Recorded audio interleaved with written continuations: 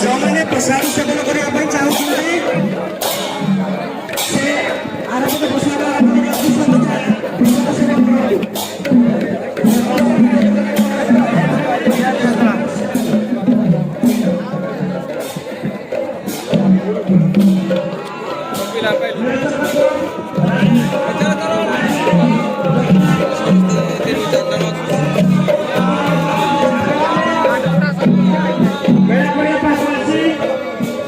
କରନ୍ତୁ।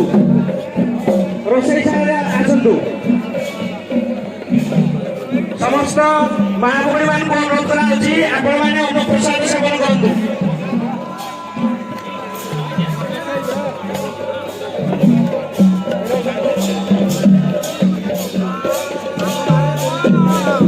Oh